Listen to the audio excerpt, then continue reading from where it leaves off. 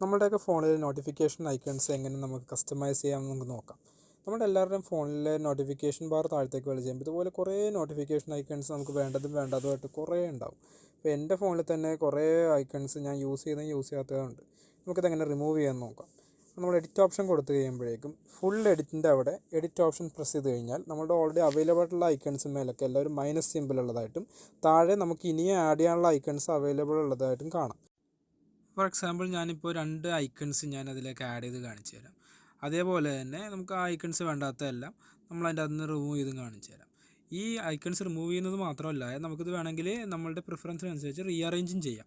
First സ്ലൈഡിലേക്ക് മാറ്റിയിടുകയോ അല്ലെങ്കിൽ first സൈഡിലുള്ളതൊക്കെ second സ്ലൈഡിലേക്ക് മാറ്റിയിടുകയോ നമുക്ക് അങ്ങനെ നമ്മുടെ ഇഷ്ടം അനുസരിച്ച് എല്ലാം കസ്റ്റമൈസ് ചെയ്യാൻ പറ്റുന്നതാണ്.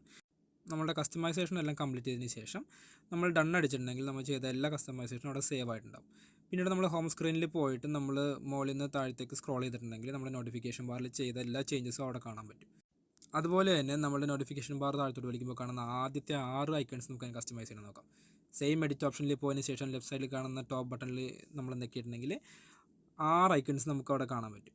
പക്ഷേ ഇതിലുള്ള പ്രത്യേകം വെച്ചാൽ നമുക്ക് 6 എണ്ണത്തിൽ കൂടുതൽ നമുക്ക് ആഡ് ചെയ്യാൻ കഴിയില്ല. അപ്പോൾ ഓൾറെഡി ഉള്ള ഐക്കൺസ് നമുക്ക് യൂസ് ചെയ്യുന്നുണ്ടെങ്കിൽ നമ്മൾ അങ്ങനെ തന്നെ വിടേണ്ടി വരും. ഇല്ലെന്നാണെങ്കിൽ നമുക്ക് ഒരെണ്ണം റിമൂവ് ചെയ്തതിന് ശേഷം കാണുന്ന ലിസ്റ്റിൽ നിന്ന് താഴെ നിന്ന് നമുക്ക് ഒരെണ്ണം സെലക്ട് ചെയ്തിട്ടുണ്ടെങ്കിൽ 6 എണ്ണത്തിൽ ആഡ് ചെയ്യാം.